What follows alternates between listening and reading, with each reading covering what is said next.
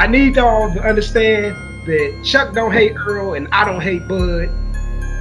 If they was fighting against anybody else, Chuck would probably be picking Errol and I would probably be picking Bud, man. This is the line in the sand for this fight, though, man. It made the best win. That is a fact, Mr. Cleveland.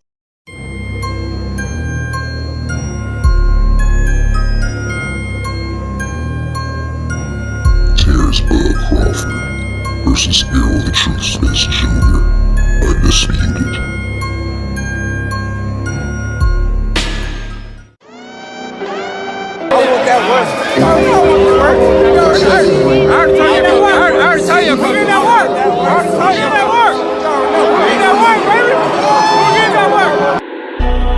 They don't know what time it is. T-Bud Crawford. Yeah. Everybody know who the champ is at 147, who the king is. And he's too small. He's too small. He little. He light in the ass. Hey, look. He light in the ass. Ain't nobody say Floyd was light in the ass. He's light in the ass. He's not Floyd.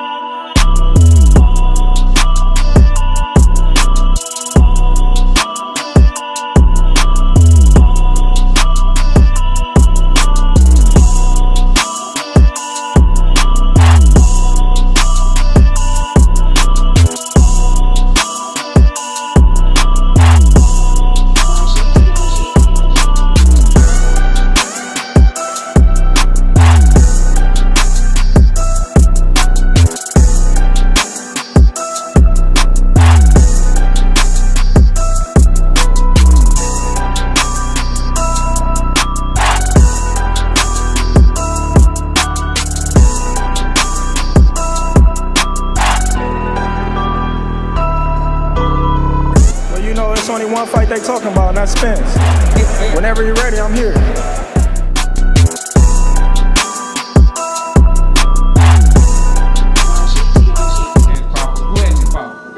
The only name fight you fight is York's Game Boy, the guy that he fought.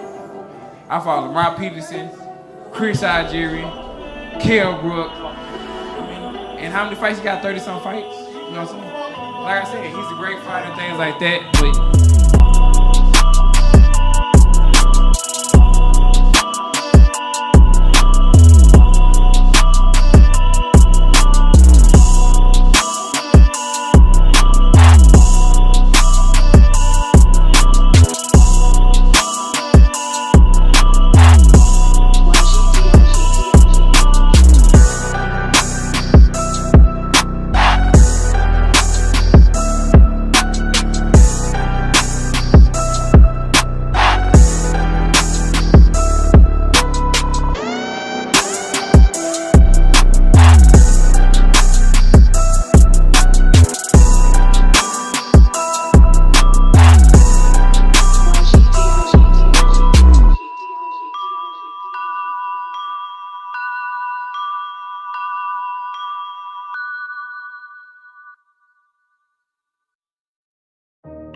What's up, hard hitters? This is your boy Chuck P. C-Ville's finest. This is KTFO prediction show number 125 for the fight we have all been waiting for.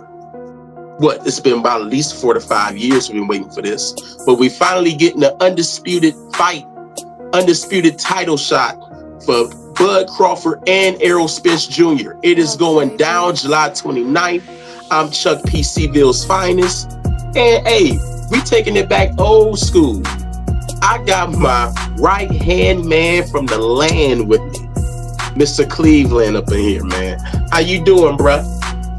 Oh, I'm good, man. You know I had to show up for this one because somebody got to actually speak for the truth. You starting already. You starting already. Okay. Well, see, with all of that being said, for people that has been following the Ville for a while, for years, y'all know this is exactly how we used to do the prediction show way back in the day. But you know, I got to looking at those analytics, and it was showing how the first 20 minutes, it peaked. But then those viewerships started going down. I get it. It's 2023. ADHD is a real thing. That's why I cut it to like 3 or 4 minute videos, bro. But I said, fuck it. This time we gotta take it back, man. We gotta take it back and go back to the roots, bro. You know, and with all of that being said, we're going to do things a little differently. You know, usually I tell you my prediction at the end, but anybody who's been following me for years know that I am rolling with the best welterweight in the world in Terrence Bud Crawford. Mr. Cleveland, he's rolling with Errol Spence Jr. But I got to come on here and I got to tell you why Bud is going to beat his ass. You know? And Mr. Cleveland, he's going to put up some good valid points that I'm going to have to shut down. This is going to be a fun show. It's going to be a great show. Listen, you want to know what I don't like?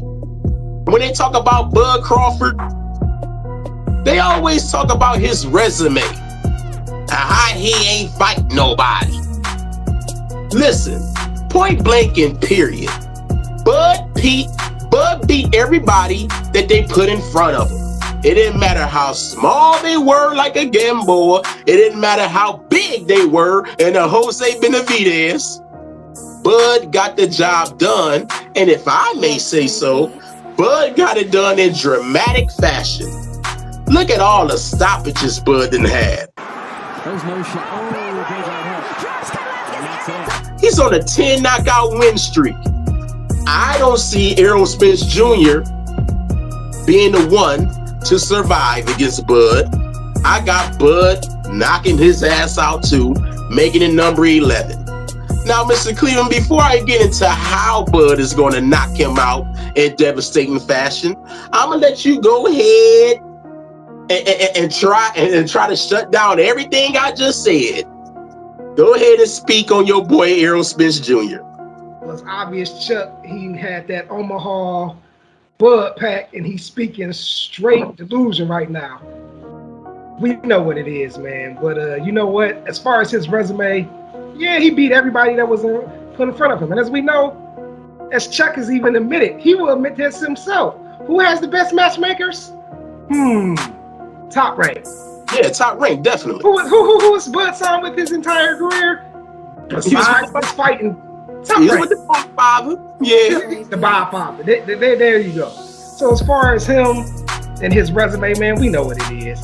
He got names on his resume, but he didn't fight the names when they was at their peak. He fought them after the fact. So but see, Mr. Cleveland, that's where that's what he did. It's straight facts. What is his best win? His best win is Gamboa at 135 and Victor Postal at 140, man. No, Sean Porter, bro. That version of Sean Porter, now I give him credit, he beat Sean Porter, but come on, dog. That version of Sean Porter was 1 foot out the door. He was doing commentary a month before the fight with Bud, man. He did not take that shit serious, and he can tell you himself. He didn't run that extra mile. He didn't spar that extra like he should. He didn't do the things that his daddy told him to do. What are you talking about? Even his daddy said it. Even his daddy said it. You butthurt that I got this. Even his daddy said it. You butthurt. Even Kell Brook, he was already broken. So was he broken when you fought him? No, he wasn't broken. How come I broke the other eye. He came off of. I broke the other eye. Yeah, that's how I got broke. That's how I got broke. He came off of stoppage. What does it matter? He came off of stoppage and then he fought you. What does it matter? Months prior. What does it matter? So was he broken or not? No, he wasn't broken. No, he wasn't broken. Yeah, you're right.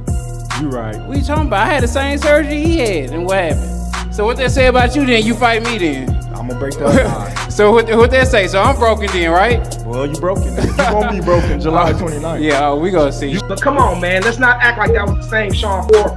With all that being said, he made a movie out of Sean Porter. He's not jumping in as much as he's not jumping in like come on, bud, pay attention to it. He's not jumping in like he was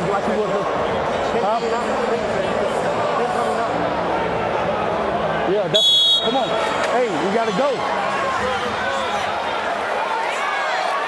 Crawford had a 14-10 connect advantage in that last round. Had 9 power punches overall. 92-79 connect advantage for Terrence Crawford. Body work in that last round and the short uppercut that we showed. There are the body punches. 28, there is the knockdown scored in round 10 by the champ.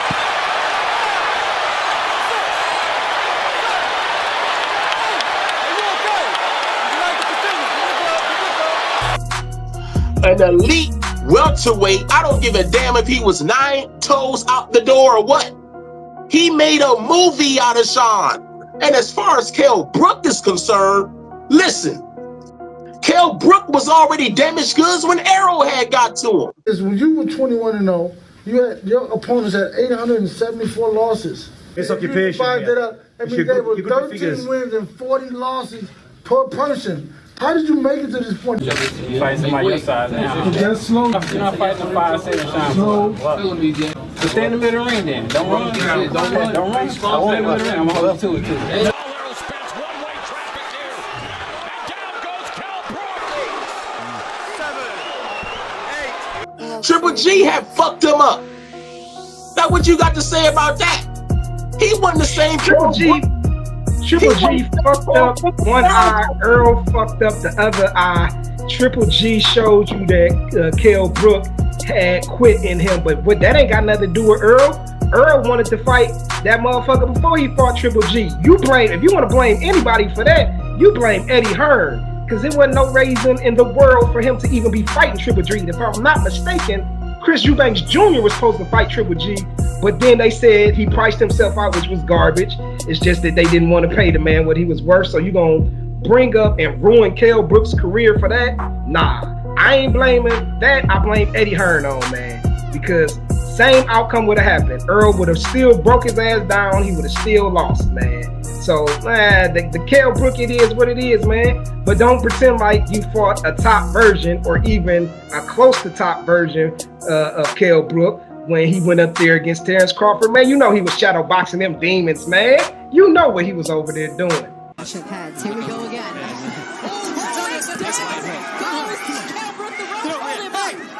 Big shot from Crawford. 5, and 6. That is in the show in round 4. I think it was a right hook as Crawford big shot from Crawford. Terrence. That shows me right there, I did exactly what I came here to do. You know, he wasn't serious. He ain't have his corner. Yeah, he ain't have his corner. What was it, Rob McCracken? No, not Rob McCracken. Engel, Dominic Engel. Yeah. He wasn't there. He had 5 weeks for that fight, and I give Kell Brook. He showed up in damn good shape, man. And that version of Kell Brook, he looked in better shape than he was when he fought Errol. That version of Kell Brook was not the same, but he still puffed up on Bud, man. Still had Bud eyes all swollen and shit. What you think Errol gonna do to that man? He gonna collect another eyeball. Nah, he ain't about to fuck Bud eye up. Hey, it's only one person going into that fight. It's only one person going into that fight with an eye problem, and Bud gonna knock his other eye out. If you say that's what Bud gonna do to him. Bud ain't known for knocking nobody eyeballs out. Bud known for having the referee stop it or the corner stop it, like with Sean Porter. Because you say he knocked out Sean, you know Sean daddy stopped that fight. Sean could have continued. Now I'm not saying Sean would have won, but Sean wasn't knocked out. Kell was on wobbly legs, so I get that stoppage legitimacy, but the Sean stoppage, man, that was a power struggle with his dad. Bro, what did he hit Kell Brook with? See, that's the thing about Bud. His timing on Kell, I think Kell was throwing a jab and he countered his jab with a right hand jab because he was in southpaw stance. So yeah, that was the Bud punch. I ain't never seen a punch like that before. And just imagine what he gonna hit Errol with. See, that's what I'm talking about, bro. When I say that he got more tools in the toolbox, man. I don't see that. I don't, because what you telling me is somebody he got more tools in the toolbox. No, what I see from Bud is somebody comes out orthodox, starts getting tagged, then realizes that, oh, I'm a southpaw fighter, let me switch, and then he goes to work. He's not gonna have that opportunity against Errol. He come out fighting orthodox style, he is going to be already down 6 rounds before he figures anything out. And by the time he's able to download what he needs to download, he is not going to be able to throw the punches that he was against the Kell Brook or Sean Porter because of the punishment he can took. He ain't gonna be in no orthodox for no 6 rounds if it ain't working. He gonna quickly get up out of that within the first 2 rounds if it ain't working. Man, if he even start the fight in orthodox, this fight is done. It's done. It's done. One thing that does concern me about Bud, and everyone knows that, including him, he starts slow in every fight. All right. You don't really want to start slow on paper when you look at it. You don't want to start slow against an Errol Spence Jr. I'm gonna tell you what he gonna do, bro. When Errol get to coming on like the juggernaut with that engine going and everything like that, trying to get to that body, dude, Bud is going to hit him with something early and make him respect him. And you will not see Errol Spence going like he usually go against all his other opponents.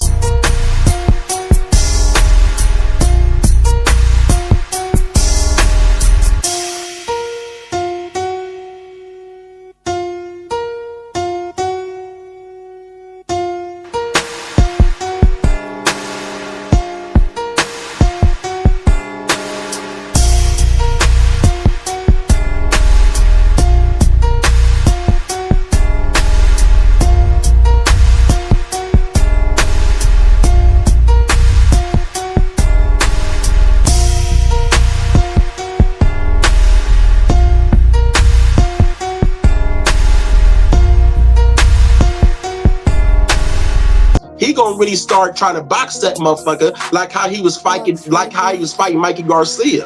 But the thing is, he can't outbox Bud. Bud gonna box the shit out of that motherfucker. And when it comes time, when he knows Errol's timing and all that other shit, bro, around the 8th and 9th round, bro, he's gonna knock Errol Spence out. He gonna catch him with something. And let's be honest here, Mr. Cleveland. Errol hasn't been tested since all of that shit's been going on with him. Bro, he fought Danny Garcia in Ugas. Danny Garcia in Ugas. Bro, he could have fought Danny Garcia the day after he got out the hospital bed. And as far as Ugas is concerned, bro, he never was a threat. Everyone knew Errol was going to plow through him. That was funny that you say Ugas wasn't a threat when Big Bomac was saying how dangerous he was before Errol fought him. Then after Errol beat him, he wasn't a nobody. This is the same guy who they was trying to keep Terrence Crawford away from because of the amateur losses to the guy. But now he ain't nobody. Come on, man. Stop it. He ain't nobody. Stop it. He was the champion. He was the champion. The only thing I've never even seen Errol Spence hurt. And you telling me that Terrence Crawford is gonna hurt this man and finish him? Nah, man. But that is the only way Terrence Crawford is going to win, is if he makes Errol respect his power. But I don't see that happening, man. He gonna catch him early, like I just said. He gonna make him respect the motherfucking So power. what happens when he catches him and Errol keep coming? He ain't gonna keep coming. That When have motherfucker you seen him stop? You done seen Errol take shots without even being braced for him in that Ugas fight. And what he do? He come back with his guards up and he continue to dominate the rest of the round. If you can't knock a man out when he ain't paying attention, if you can't knock him out when he ain't paying attention, it ain't gonna happen, man. He ain't fought nobody with the power of Bud. Who he fought with the power of Bud? The only person he could have fought with damn near the power of Bud could have been Keith Thurman. And he never fought him. Who he fought with the power? Nobody. Kell Brook. And I'm sorry, man. We just got two different things because I don't really see this power of Bud. But what I do see out of Bud is timing. His timing is he has great timing where he catches people coming in. Beautiful angles there. And another big left hand from Kavalauskas, and he's hurt, and he's got hit by a big right, and down goes. There's no shot. Oh, big right hand. Drops Kavalauskas. And that's what stuns him. He don't have no one-punch power where he knocking motherfuckers out like that. No, he has exceptional timing. And then when he gets you hurt, he finishes you. He has exceptional timing. But as far as one punch that's gonna hurt him, no. I don't see that happening, man. And if you relying on one punch, what happened if that punch don't hurt Errol? What is Bud gonna do? So you mean to tell me Ugas can have him stunned and Bud can't? When was he stunned in the Ugas fight? Even when he got hit like that stuff, he was still aware. He knew where he was. He put his guards up. He wasn't out there stupid.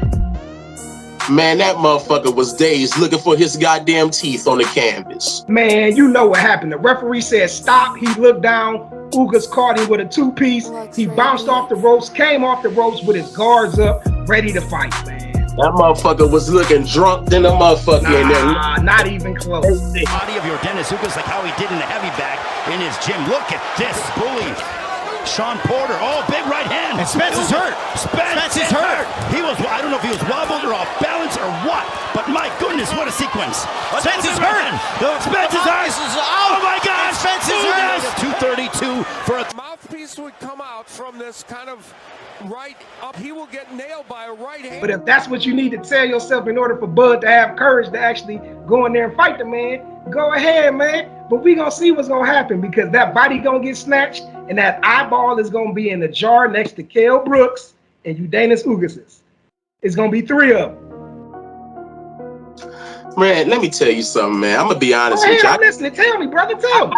I got to even question if Errol a Hall of Famer. I know Bud a Hall of Famer.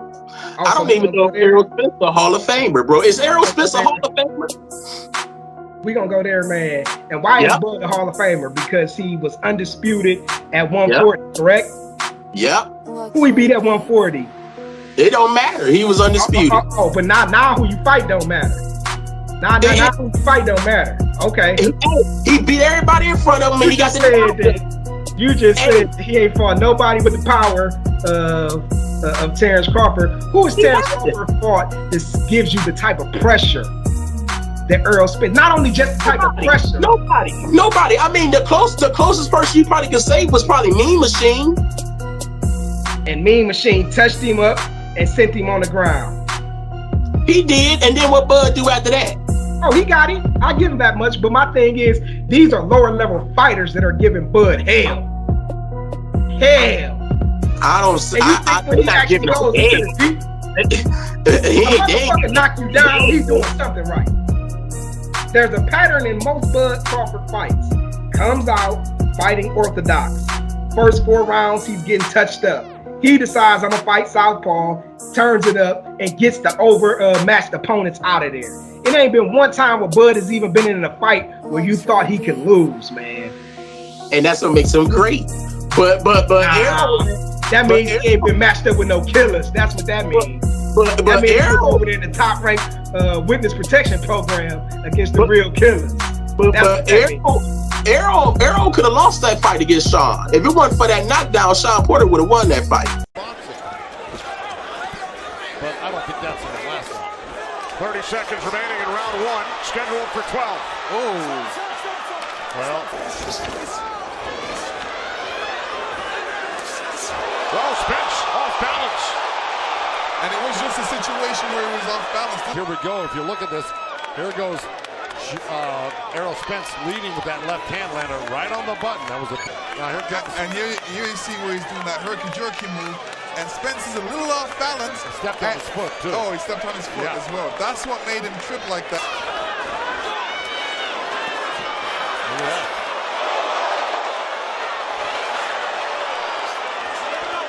Oh, that was a low blow right there, but also good body work. These punches are starting to stray a little low, but let me tell you, this is an incredible action fight right now. Oh, both guys landed. Yeah. The crowd loves it. Spence was doing a good job moving like that.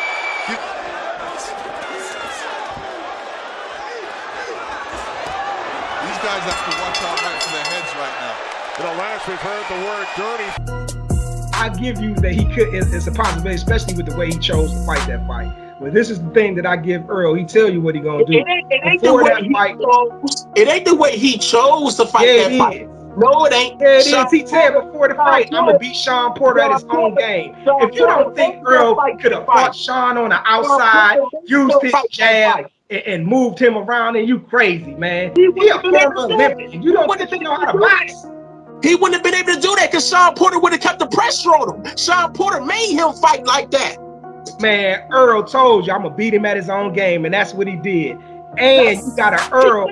You got an Errol who wasn't at that time even dedicated to boxing like that, with all the stupid shit he was getting into outside the ring. That was a fat camp for Sean Porter, and he still beat him at his game. Now you got a dude who focused, who actually sees what's important in life with the things he done went through, sees that he got to get serious, kept himself in shape, and you really think Bud's gonna stand a chance? Man, if that car accident couldn't hurt Errol, what you think Bud got, man? Bud ain't got shit for that man. Why? Because he beat Danny Garcia and a below average Ugas. That's and what who Bud beat? He beat a retiring Sean Porter, a Kell Brook, who was out the door because who he fight next? Amir Khan, and he retired. Come on, man. Bud's resume is full of over the hill cats who he done beat at the wrong time. The Sean Porter that Terrence Bud Crawford beat, he wouldn't have been able to beat that Danny Garcia and that Ugas that Errol fought. Who, the Sean Porter? Yeah. That Sean Porter, nah. Nah, you asking me if Terrence would have been able to beat him? Yeah, he probably could have, but that Sean Porter, nah. That Sean Porter wasn't dedicated, man. How you figure that, man? That Sean Porter fought like Sean Porter. No, that Sean Porter was not in shape. When have you ever seen Sean Porter gas out in the fight, man? That was the mental pressure Bud was putting on his ass. That was not no mental pressure. That was him telling you, I didn't run the extra mile. He said himself he was trying to get his strength and conditioning coach Larry Wade to tell his father to relax and that he was good. And at that point in his career, he shouldn't have to do that no more. That's not the same fighter. That's not what a fighter who's trying to win talks like. He don't talk like that. Sean, that's how he knew it was over. He wasn't willing to go the extra mile to win the fight, man. He wasn't willing to die in that ring. He wasn't willing to do whatever it took to make sure that he was prepared. He told you that. That's the words came out of his mouth on the Porterway podcast, man. Yeah. He'll say that shit now. Boxing is mental, bro. He knew good and damn well he couldn't beat no Bud Crawford. He just wanted to just share the ring with him and give it all he had. He gave it all he had, bro. That's all. And my God. He had a movie made out of him. But it's okay. That's all he had, man. I'm sorry. When I've seen Sean Porter do better, even when Sean Porter's L's, he ain't never gas out like that. He was always there, always conditioned. He did not take that fight serious because he knew that was his last fight, man. Let's be real. You got to call a spade a spade. Call it what it is. He didn't get Pete Sean Porter. Errol stopped Bud stopped his motherfucking ass and knocked him out, just like he gonna knock out everybody else he come up against. That sounds good, but when you stop smoking that Bud, that Omaha version, you gonna find out, damn, I was really delusional out here, man. It's gonna be sad on July 30th when that eyeball get taken. So what is Errol? What's Errol's keys to victory then? What, just plow him down and run over the little guy and get him out of there? You think it's gonna be that easy? In all seriousness, we talking shit, but his keys to victory is he needs to establish that jab. He needs to establish the the foot placement, the outside dominance, and when he cannot lunge, when he's going in for that body attack. Errol rarely does it, but since he's been out of the ring so long, you might have a couple times where he's going 1-1, then that straight to the body, and he might come in lunging. If he comes in lunging and gets caught, I can see him getting put on his butt if he gets caught like that. That really not lunging is his. That's what I'm really worried about in this fight, if I'm being honest with you. Errol coming in and get caught lunging, even though he doesn't do that because he's so technically sound. That's the only way that I can really see Bud really hurt me, man. And I don't see that happening. Errol focused this fight, man. Errol know how to cut off the ring. And something else that really gets me about what you guys say that Bud Crawford is. Y'all act like Bud is just this outboxer. No, man. Bud is a goddamn brawler. Bud is somebody that if he gets touched, he wants to get his hit back immediately. And that is going to lead to disaster if he sits there and he trades with Errol Spence, man. I'm sorry, the last time Bud outboxed somebody moving, sticking and moving and shit like that was against Victor Postol. That was years ago, man. Y'all telling me some shit that Bud did 7, 8, 9, 10 years ago, acting like Bud did that yesterday. Nah, you just don't go from moving to not moving and think he gonna move again against one of the best pressure fighters in the world. You really think Bud can move 12 rounds? No, he gonna have to stand there and fight. And when he stand there and fight, he gonna realize he in a world of hurt. Bud ain't got it like he used to, man. And it's all right.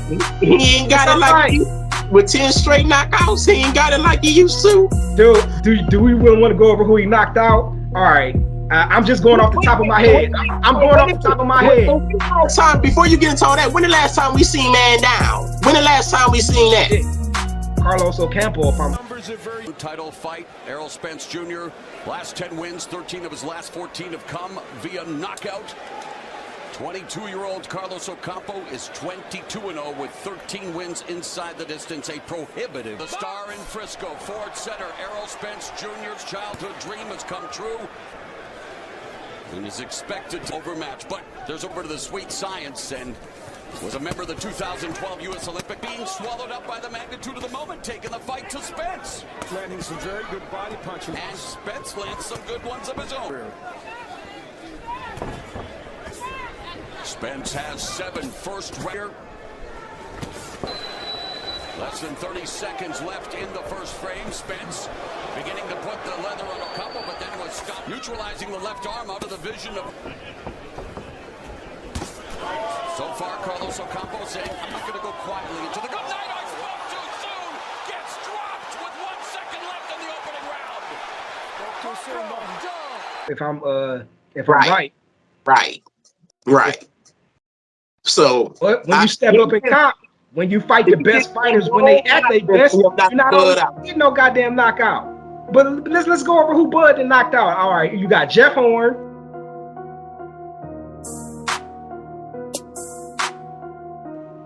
All right. One leg Jose Benavidez.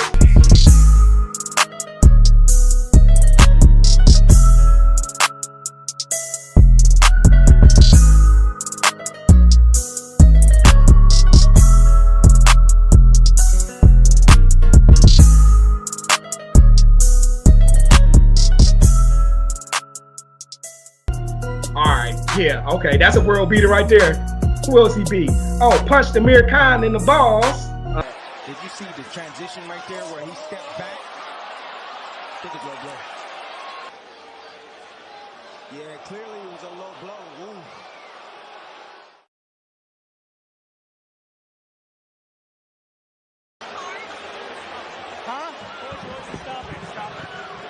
Let's see what they're going to decide.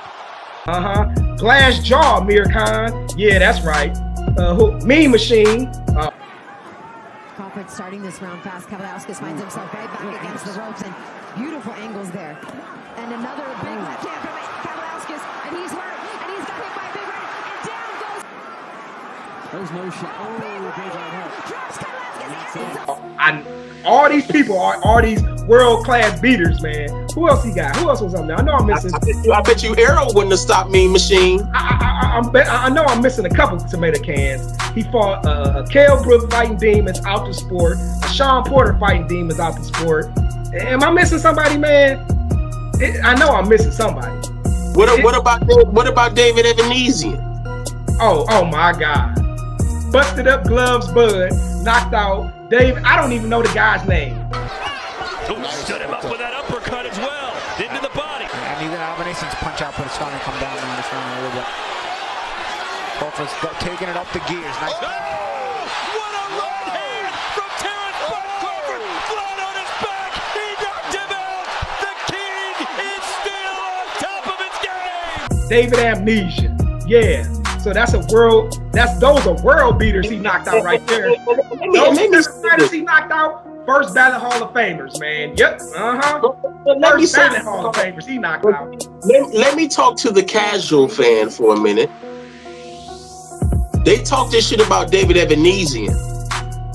I had been preaching about David Avanesyan years before he fought Bud, because they had Conor Benn out there in England, and Conor Benn was trying to get all these fucking big fights. And I had said, well, Conor, why don't you do me a favor? Why don't you fight David Avanesyan? Motherfucker, you not even the best in your own backyard. Where do you see yourself in 12 months then? World champion. That's where I see myself in 12 months. Your promoter after this fight has said that the next level is kind of an Avanesyan level. That name's been thrown about a long time now. Do you want that fight, or is it just about someone of that level? If it's someone of that level, I believe Avanesyan is world level, most definitely. I'd rather a Ugas or a Keith Thurman. You know, I know some of the people want Avanesyan, but I'd rather fight for a world title, final eliminate for a world title. Most definitely. At the end of the day, world title's the goal. And I know he wants a world title. The reason the fight keeps getting spoken about so much is because that's all Warren's team have to offer him. That's all they have to offer him is the Conor Benn fight. I don't think they can make any other fight materialise for him, apart from myself. I now want it. I still don't need that fight for what he is. I know people, Warren's going, he's a big name.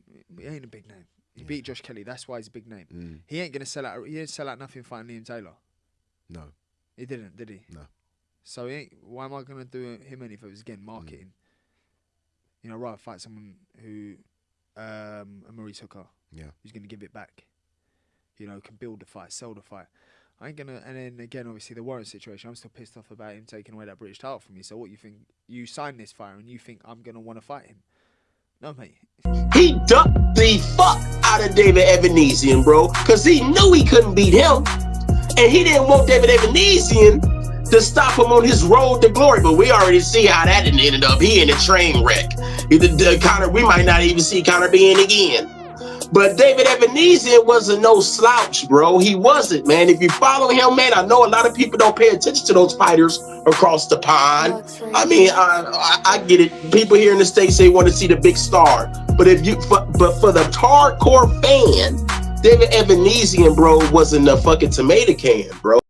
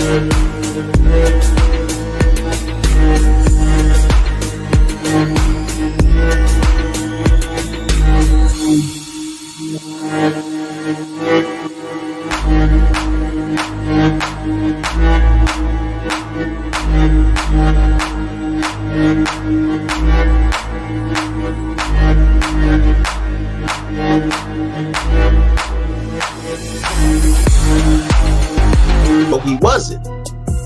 But the casuals would think that. That's because they don't know shit.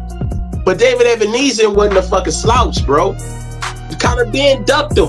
He flat out ducked him. Eddie Hearn did all he could to keep Conor Benn away from that man. So all I heard is a bum ducking another bum. That's what I just got from that, bro. Well, he was scared to death to fight David Avanesyan, bro. The style matchup, man. David Avanesyan would have got him out of there. David Avanesyan, bro, is not a bum. And for Bud to go out there and do that to David Avanesyan, a lot of people didn't give him credit, but I damn sure gave him fucking credit for that knockout, man. Doing this thing across the pot, you gotta just get a guy credit, man. Just because you don't know the motherfucker, don't mean he was a bum. People were saying that about Mean Machine. Mean Machine can crack. Mean Machine got power. And we saw what he did to Bud, and the resilience of Bud, and the dog in Bud, and the mentality of Bud. He got up right after that shit, threw the game plan out the window, told Bomac, fuck you, bro, I got this. I know what the fuck I gotta do. And he went out there and got it done. It's the same thing he gonna do with Errol. Yeah, you right. Errol might get some shit off on him. He might want to get his get back, But then everybody talk about how Bud gonna find out he don't want it and he in the fire and all that shit. Man, he gonna catch Errol with something nice in the inside, bro. I'm trying to tell you that, man. I'm telling you how it's gonna go down. Man, I'm gonna start calling you number 11. I'm gonna start calling you Eddie Hearn Jr. because you just gave me the best used car salesman talk I done ever heard about describing bums. That was beautiful, Chuck. That was beautiful. But don't nobody else fall for that shit. If you gonna put I've been reading this. But don't nobody else fall for that shit. If you're gonna play some money on this fight, you better put it on the truth. Earl told you what it is every time, man. He is going to punish this dude. And when this fight was first signed, I'm like, okay, it's going to be a good fight. The closer this fight coming to fruition, man, I think this fight going to be good for about 5 rounds. And then it's going to start looking real bad. And I really hope that I'm wrong. I really hope that it's a back and forth and we get a trilogy. But if I'm being real, I'm not liking the way Bud is talking, man. Bud is acting like it ain't gonna be no second fight. Because here's my thing: if Bud wins, no, let's be real. If Bud wins, you think Earl ain't gonna get that rematch clause in? Not with that dramatic knockout he going down to. It don't matter. That's not how he built. And you got to think about it, man. And you got to think about it. You got to think about it. Will it even be in demand? It's all about if the fans want to see it. It don't matter if it's in demand. It's contractually obligated. If he asked for the rematch within 30 days, we had a lot of contractually obligated fights that ain't came through. We got a lot of his last fight. He know he about to get his ass whooped. He trying to get. That's why he stalled this fight out as long as he could, try to get as much money as he could because he knew this was gonna be his last. Oh, you can't blame them. No, fuck that, dude. Okay, wait a minute. Let's go back. He said he agreed to all the stipulations. So if he agreed to all the stipulations, why the fuck did he fight David Avanesyan? You wanna know why he fought David Avanesyan? Because he had to guarantee $10 million motherfucking dollars. That's why you really think he got $10 million for that? Come on, man. Come on. He got $10 million. All right, dog. You believe that if you want to. That's why he fought him. He couldn't get no guarantee money from Al Heyman's stingy ass. So he went on out to BLK and got that guaranteed $10 million. So let me get this straight. Supposedly he getting $10 million for this fight. Do that even make sense? You gonna get $10 million for David Avanesyan and $10 million for Errol Spence? The math ain't mathing, dog. Well. The math ain't mathing, dog. Maybe that's why BLK Prime ain't around anymore. But let me be quiet. Let me shut up. Let me shut up. But hey. Oh shit, man. The fight outcome for me. I got Bud Crawford knocking out Errol Spence in the 10th round. And I got Bud Crawford timing him perfectly because no one has the best timing in boxing other than Bud Crawford, and he's a finisher. Once he gets you hurt, he ain't about to fuck around with you. He about to fry that big fish, bro. It's over in the 10th round via knockout. Bud Crawford, two division undisputed champion. You wanna know what I'm kind of pissed off about? Jamel Charlo robbed him of number 3. But I don't blame Lil for doing what he's doing right now. But Bud can't be a 3-division undisputed champion behind that. But that's okay. He gonna get it done though against Errol Spence. But what do you think is gonna happen? What round you think Errol gonna plow him down in and get him out of there? Honestly, the same round, but it's gonna be like this. Round 9 at the beginning of round 10 and end of round 9. Bud gonna be in the corner. He's gonna be looking at Bomac. What to do? Fight the motherfucker. Get your rhythm. Bud gonna look at him for the first time, and you gonna see what Bud thinking. Like, why the fuck am I paying you this? I know you my family, but I could have said that shit myself. Bud gonna come out 10th round. He gonna get caught in the corner. Bomac gonna throw in the towel, man. Man, he better not ever throw no motherfucking towel in no Bud. We gonna see 2 fights that motherfucking night.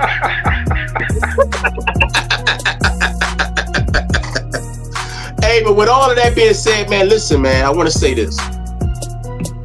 Everybody, please buy the pay-per-view, man.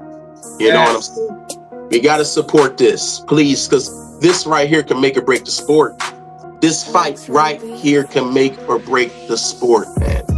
We finally got two fighters in their prime that we've been waiting to see. And they didn't wait too long like Floyd and Manny did. We got them in their prime. Bro, anybody who supports the sport, anybody who talks about boxing, anybody with a platform, any casual fan at least, you don't want to miss this fight, and you got to support it, man. Because there isn't going to be another fight better than this with two top elite guys. And if we all support the fight, man, the sport will grow and flourish, and we can get more big fights. You know what I'm saying? So with all that being said, hey, man, this has been the KTFO Prediction Show. On behalf of Mr. Carl Cleveland and all the way from the Ville to the real, I'm Chuck P. C-Ville's finest. But to you haters, call me your highness. Catch you for the after party show Sunday morning.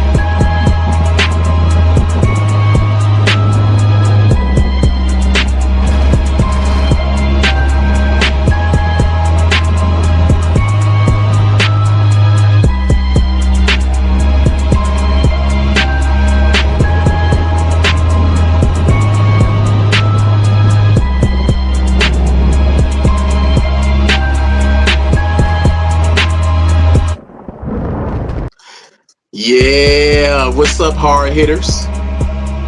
This part 2. But part 2, we gonna really take it back, man. Real Ville Holyfield style. This is a special edition of the show. It ain't been around in a while, but it's been resurrected tonight, baby. It's Chuck P. C-Ville's finest. I got Mr. Carl Cleveland with me. And now we're gonna talk everything boxing, okay? And I guess the first thing now I want to start out with, let's address the elephant in the room. We got hit with a bomb. I mean, like a Hiroshima type explosion, bro. Some shit that we didn't even see coming. When we heard about Canelo signing with the PBC in the 3-fight deal, everyone thought that the first fight was going to be Jamal Charlo. I did not like that announcement. I said Canelo strikes again. I said Canelo is picking on Maul now. After all these motherfucking years, you want this man who ain't fought in 2 years. His last fight was atrocious. And on top of that, he got a bunch of mental fucking problems going on. And you want to pick on, and he's never fought at 168. Okay? Now, if his mind was right, Mr. Cleveland, I would have said, you know what? Maul could get ready for this fight, man. He been wanting it, he could get the job done. But we all know that boxing is 80% mental. If you ain't there, especially against a guy like Canelo, whether he's withering away or what, losing a step or what, you don't want to go in there with a Canelo Alvarez with your mind like that. So they got the twin Charlo in there, Little Male, the undisputed champion. But I'ma say this, bro. Male and Maul are fucking identical twins. If Maul can make the weight Jermell can make the weight. I think a lot of people are saying it's the whole campaigning at the divisions. Since Canelo campaigning at 168, bro, that don't mean that he's bigger than Mel.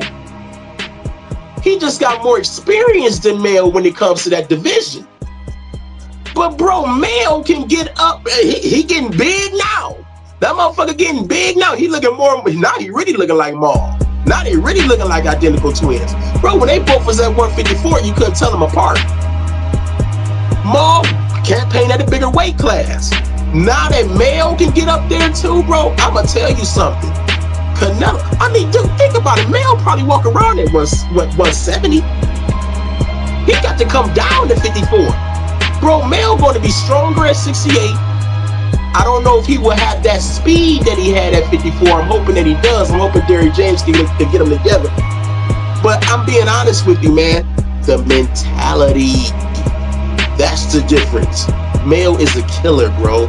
Mel is a fucking killer. And all them fights that he had, the Tony Harrisons, the Brian Castaños, all that shit, that losing, the draws and experience that he garnered from all of those fights, and the mentality that he has, bro, I think all of those fights prior has gotten him ready for Canelo Alvarez at this stage. Man, I'm not going to give my prediction for this fight because I'm going to cover it. But Canelo, we all know Canelo, bro. Great fighter. You know what I'm saying? We know what Canelo does. But don't go in here thinking that Mel's is going to get washed out the fucking water. That ain't happening. But Mr. Cleveland, that's all I got to say about it for now until I get to covering the fight. But I know you wanted to say some things on the matter, so go ahead. Honestly, man, on paper, the fight is good. I'm going to watch it. I'm going to root for Mel, but if I'm just being honest, Mel being set up to lose.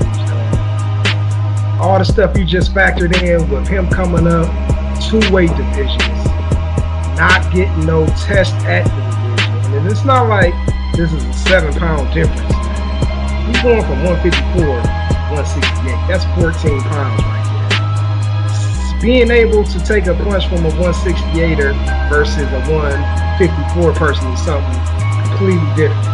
And the fact that we know that Canelo signed a 3-fight deal with PBC, typically in fights like that, first fight be a touch-up. And then you gradually increase the level of difficulty. Because that's how it was when he was with Matchroom. Yeah, and to be honest with you, Canelo has not shown us that he's willing to take a fight that he will be perceived as the underdog by casuals or hardcore boxing fans. The only people who knew Bivol was going to beat him was the motherfuckers who actually knew boxing. And we were still scared that it might have been a under the table, pay you to lose type of deal. And yeah, like Kovalev. Pretty much. I'm getting that vibe with this. Not even saying that Mel is even involved in that, thinking that he's going to lose, but he being set up, man. He has had fights that will prepare him for these situations, and he's got the best trainer in the business. That kind of eases my concern, but man, him not fighting at this, not even taking a tune-up in between where he fight this, I don't like it, man, because... And coming off an injury. Not only that, and then the issues that his brother dealing with, you actually think he ain't dealing with, because his brother's telling him about it, so he's just by being there and supporting his brother, he's going through that same shit, man. I really hope that I'm wrong, but I don't see how this turned out good for that brother, man. Let's see knock out Canelo. I don't even see how he can get a decision. Yeah, man, because PBC, they invested a lot into Canelo, man. They don't want that motherfucker to lose the first fight, you know? I mean, that's not smart business-wise. And then when you think about it, because at the end of this contract, man, the goal is to get Canelo to either fight David Benavidez, or I'm going to tell you, fight Errol Spence. And if he loses the first fight, all the rest of that shit go out the window. Yeah. But it could be a cherry pick going wrong. But I don't say it's a cherry pick. I don't want to say it's a cherry pick. I just think that they underestimating Jamel, man. I just think they underestimate him. And I know why you don't want to call it a cherry pick, because that's kind of disrespectful to Mel, because Mel ain't a cherry pick. But the reason that I'm saying that is because of the weight. If Mel had campaigned at 168 for a couple fights, then no, it ain't no cherry pick to me. Because Mel got skills, man. We not even gonna pretend. Even if he would have campaigned at 160. Yep. You know what I'm saying? Yep. So, yeah. So it's something to think about, man. But we gonna definitely touch more on that in the coming weeks.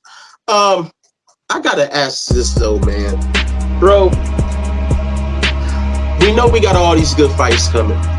After this year, what big fights we got to look forward to next year? Oh shit! Think about that shit.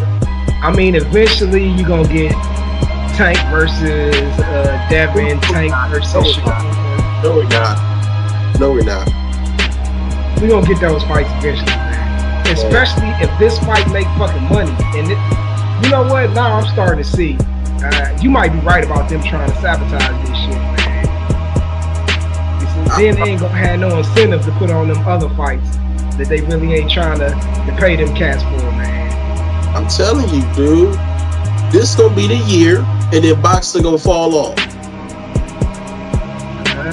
If they fall off, this is their own fault. Yep. Dude, think about it, man. Top Rank don't have nothing for us to look forward to.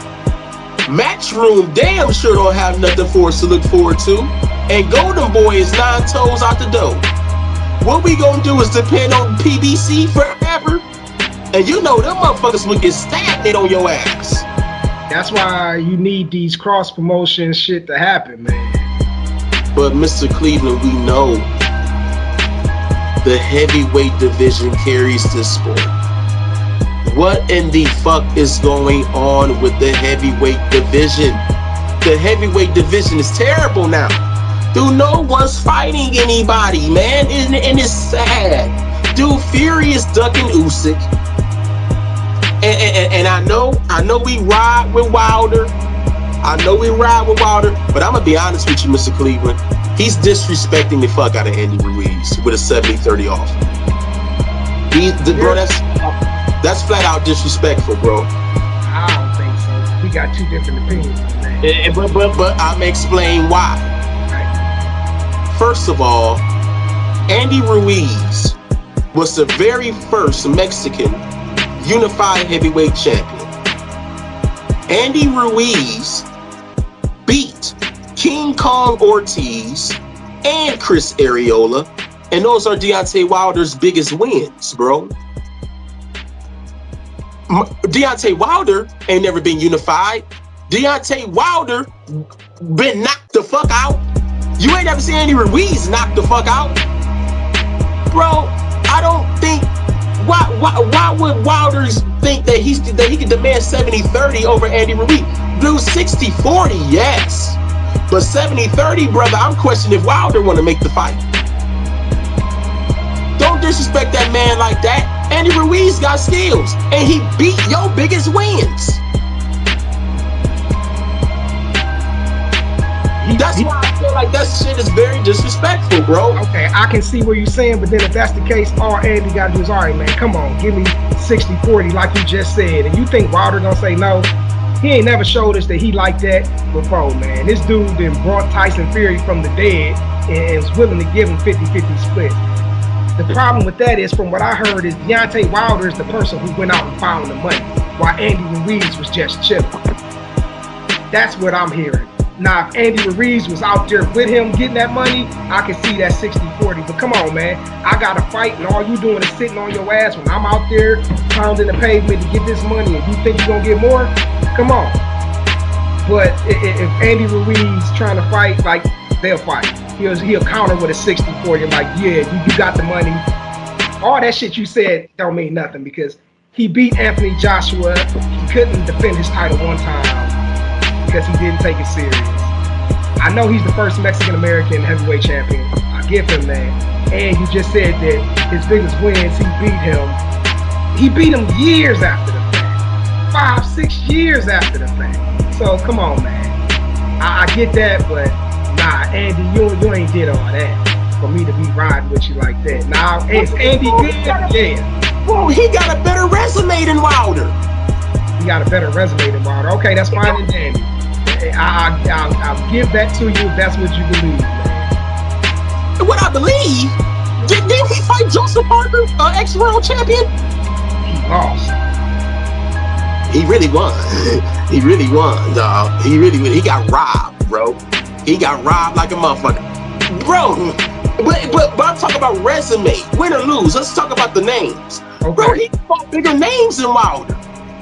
Anthony Joshua, Joseph Parker, King Kong. You can add that on Wilder's resume. Chris Areola, you can add that on his resume. Who the fuck did Wilder fight besides fucking Tyson Fury and King Kong and who else? Who else? Yeah, the same people that all of them fought. But the only person you really just named was Joseph Parker, man. Another world champion. And Anthony Joshua on the what was that? That big baby popping dirty. So as a replacement fighter, man. Come on, man. The resume is about the same. I'm not gonna act like Andy then just did all this world beating shit. He beat all them dudes. King Kong, as much as I love King Kong, was he ever a world champion? Nah, he wasn't. Was Chris Areola a world champion? Nah, he wasn't. That's what I'm saying, bro. He didn't fought more world champions than Wilder. So he fought the weakest world champions in Joseph Parker and Anthony Joshua. Oh, so now other fights. Here's my thing though. Anthony Joshua weak now.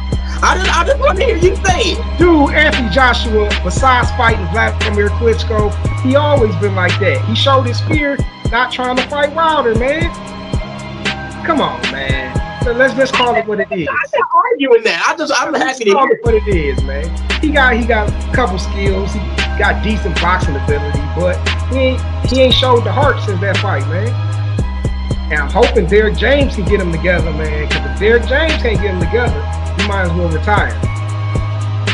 That's probably the best situation for him. And hopefully he can rebuild his career back to somewhat what it once was. But man, you're not about to sit up here and act like Anthony Joshua was just this world beater himself when he wasn't. Oh, I never fucked with the guy ever. But I just feel like 60-40 should be a fair split for Eddie Ruiz.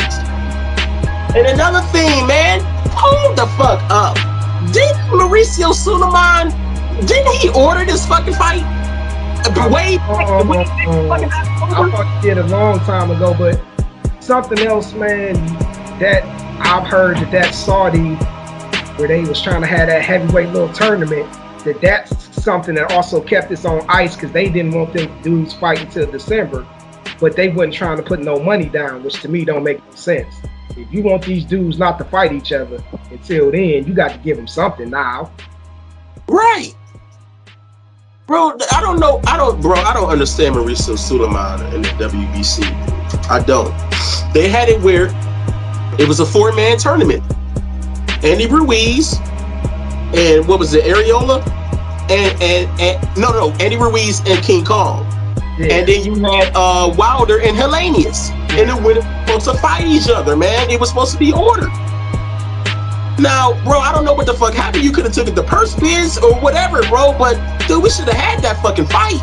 But we should have had that fight. That's the reason why, is because the Saudis wanted that 4-man heavyweight tournament with Anthony Joshua, Deontay Wilder, Tyson Fury, and Usyk.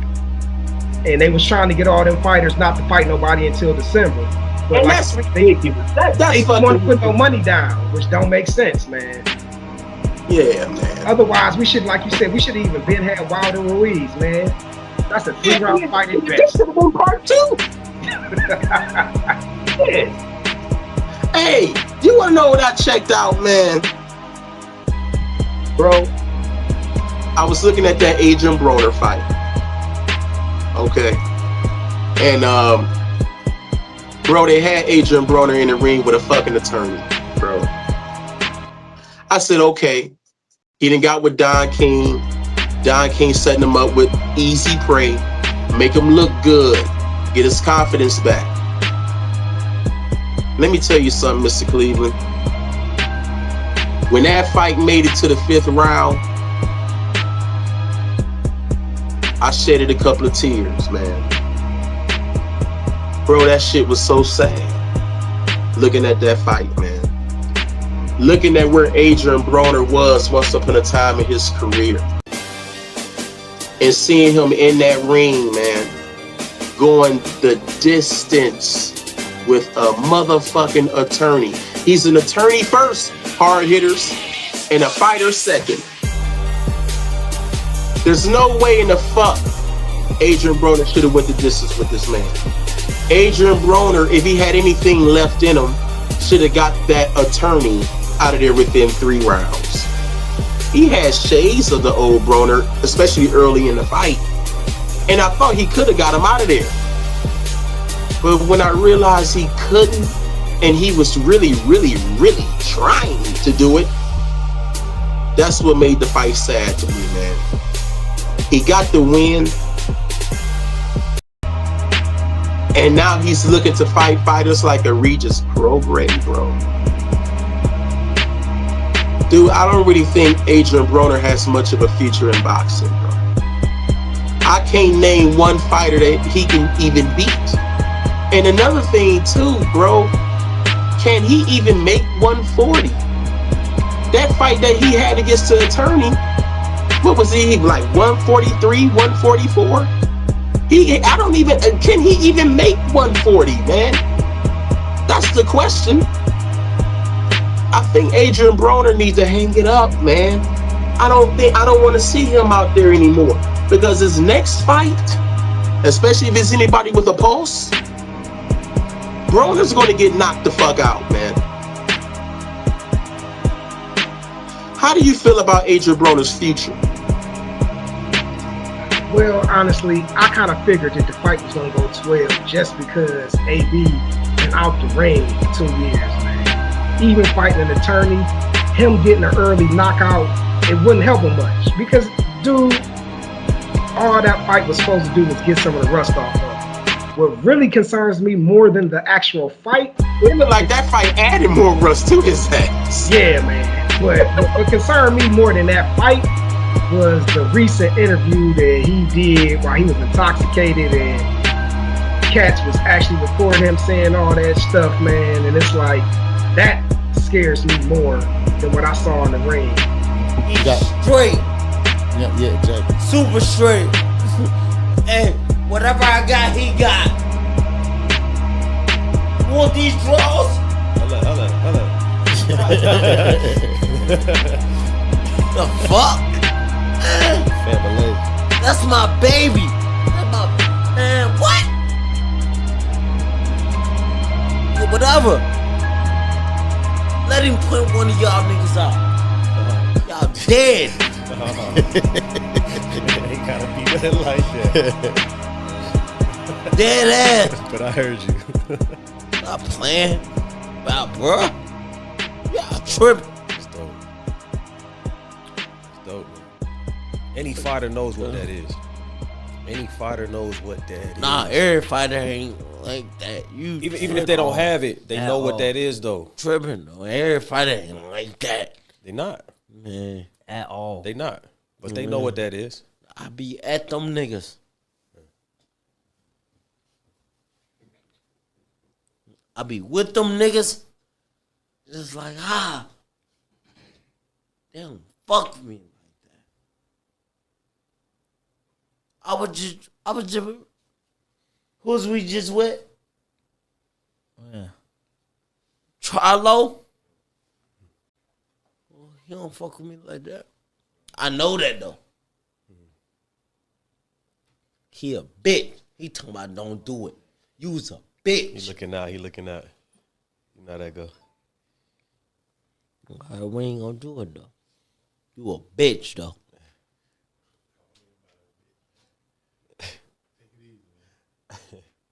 It's all love in here. We on a good note. We on a good note. No. You won't fuck with me. Man, I hate to hear you talk like that, man, because that's a real burden. It's a tough burden to carry. Feeling like that, you know what I mean? Because 2 years out of boxing, man. That dude wasn't in no gyms. You know, he was partying, he was drinking, he was doing all the shit that got him in the situation that he's in now. And that was supposed to get off the rust. I'm more concerned with that because that lets me know that he's still fighting them demons. I thought he was done with them demons and he gave up the drinking and he was dedicating back to the fighter's type of lifestyle. But that just indicates to me that, man, if he don't get his shit together, ain't no point in him going back because he's going to end up getting seriously hurt. So before he could even think about going back in the ring, whatever he got, whatever demons he fighting, man, he need to battle that and deal with that before. Because boxing is not something that you can do halfway and think you're going to survive anything. So I need him to get better personally before he even think about stepping in the ring. You got to have that mental together, man. His mental all fucked up.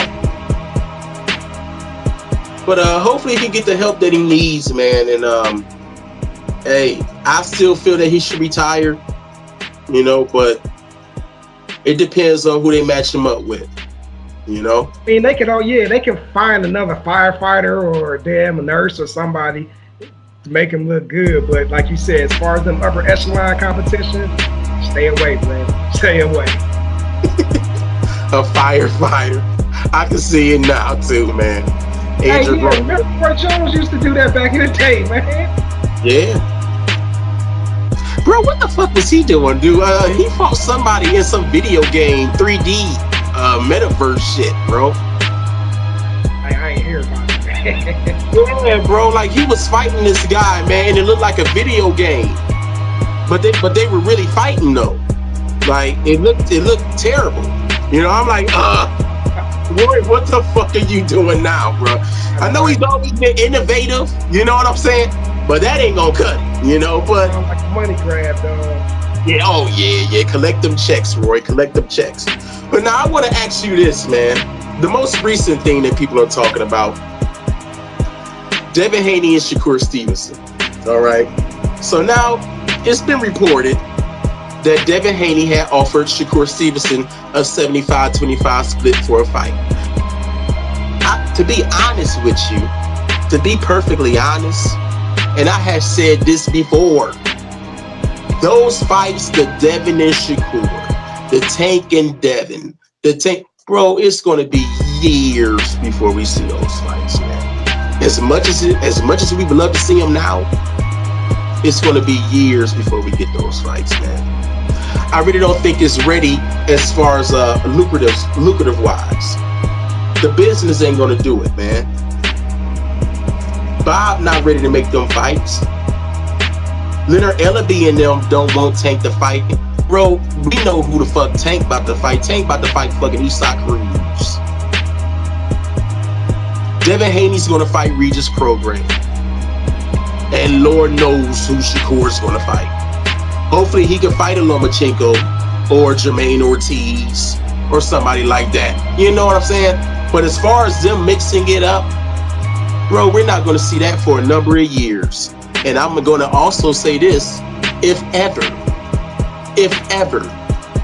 We have hit those fights, man. But that was chasing goes wrong. Tank's biggest win could go down in history as Ryan Garcia at the end of the day. I mean, he gonna eventually. They gonna have to. The money gonna be too big. That would be disappointing if it's to end up being a Lennox Lewis Riddick Bowe type of situation between them three guys, man. Yep. But I agree with what you said, though. Honestly, I don't think Devin's trying to fight Shakur right now. And I don't think Shakur is trying to fight Devin right now. It's just about chasing. Because I know you remember a few weeks ago, he sent that stuff over telling Devin to sign the contract. Like, yeah. What contract? When he was at that party. Yeah, what contract you talking about? Now that the contract is actually there, he's talking about his disrespect. Right. Make it make sense, man. Right. I just don't think, bro, we're going to get those fights anytime soon. It's going to be a while. So please be patient if you can. And with all that being said, Mr. Cleveland, this has been the greatest year in boxing, arguably ever, man. With this crop of talent mixing it up, but I don't see what the fuck we have to look forward to next year. You see, I'm kind of looking into the future. I want to see what the fuck we got going on down the line. I want to know if I'm still going to be around. Because the Ville, we cover big fights, not shit fights. All right. How many big fights are there out there in 2024 for the Ville to cover? I'm looking at the landscape. The ice is melting. It's melting, bro. We on fire right now. We on fire right now. But that cube is melting. I don't think we're going to have anything in 2024 to look forward to. Look at how they doing David Benavidez, man. David Benavidez ain't about to get that dream fight he won against Canelo for a long fucking time, if not ever.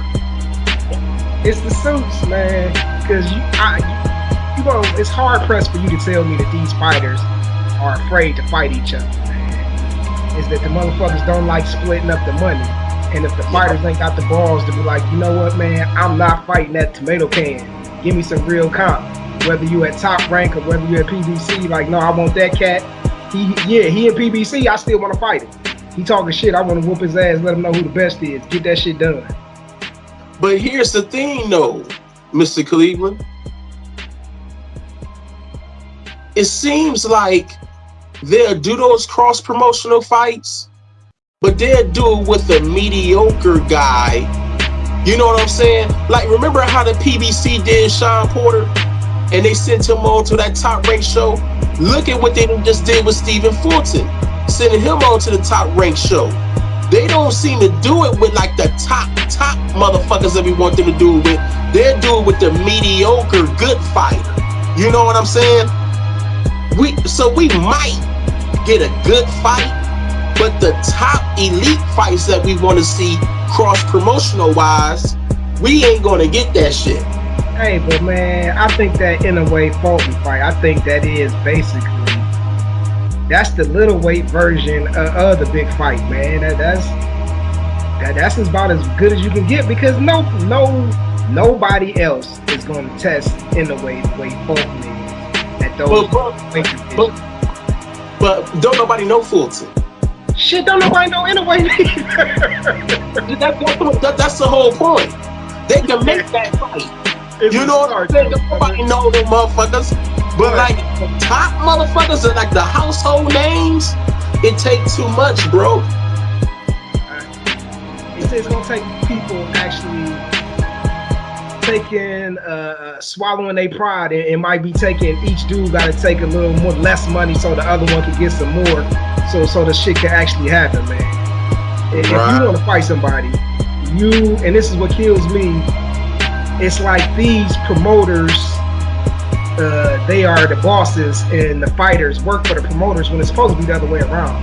The promoters are supposed to work for the fighters, and when the fighters say, I want that guy, that's what it's supposed to be. But these guys, it's like they don't have the balls to stand 10 toes down on what they say and what they believe, man. That's what gets me. If you really want that comp, if you really want that dude, it don't matter what Bob Aaron is saying if he on top rank. It don't matter what Al Heyman is saying if it's PBC and you want to fight somebody on top rank, man. Get the shit done. This is where the dudes got to stand up. And it ain't nowhere in the world you gonna tell me, y'all let soft ass Ryan Garcia go get some comp. And y'all afraid to go there do that shit, man? Come on, man. Everybody who know anything about boxing knew that what Ryan was the tank. He was prey. You just didn't know what round it was gonna happen in, but you knew Ryan was gonna take that L. But he still went over there and tried. He's tried. I'll give him that. He quit. But before he quit, he tried. These dudes are trying to make the fucking fights, man. And on top of that, Ryan had a following, and it made the fucking pay-per-view successful. I knew that pay-per-view was gonna be successful, but it seemed like for Bud and Errol, for the hardcore fans or for the fans who really follow the sport, bro, I don't really think it's gonna crack 1 million pay-per-view buys. I'm gonna say 800 to 900,000. You know what? When we first talked about this shit a few weeks ago, when the fight was first announced and how big it was, like I was saying, like I was wishing that the fight would happen next week because it would have got that, especially after the New York and the LA press tours.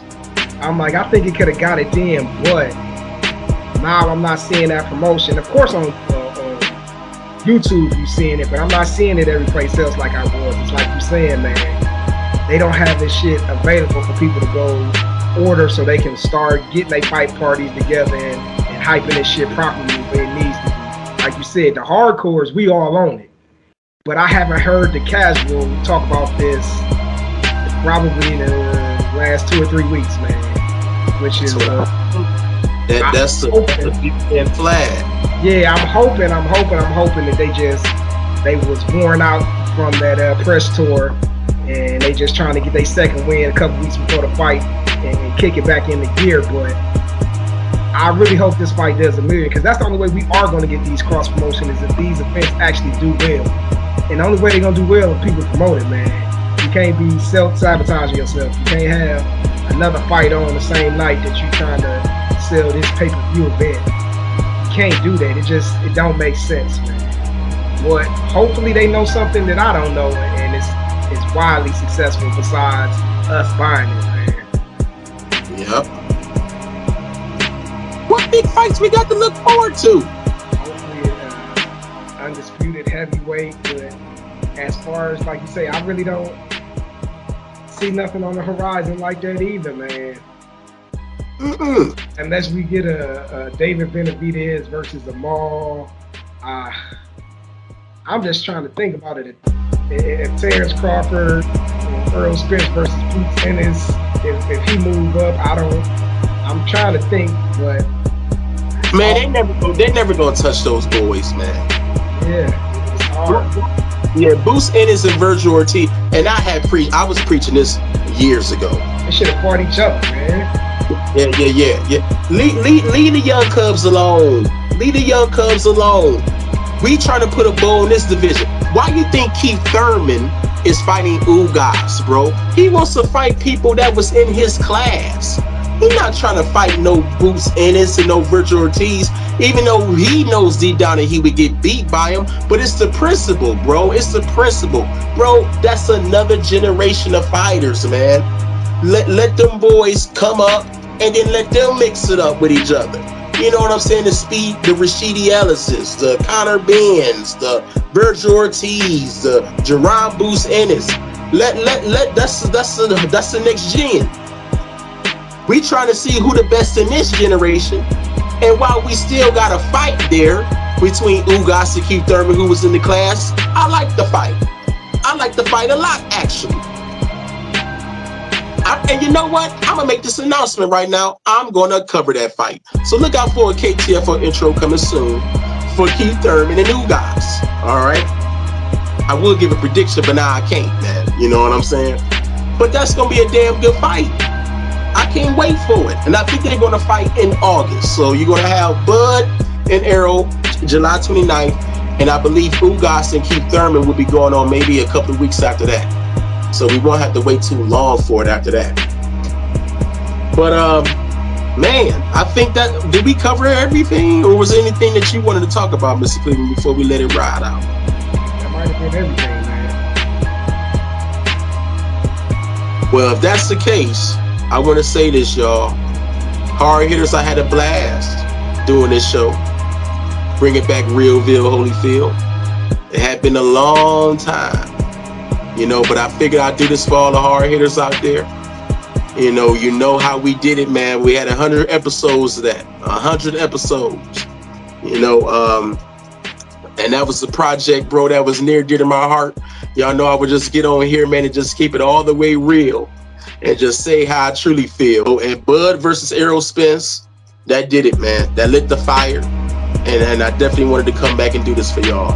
So with all that being said, do Chuck P a favor, do Mr. Cleveland a favor, hit the like button on the video, subscribe to the channel if you're checking us out for the first time. Bro, you rocking with the Ville, man.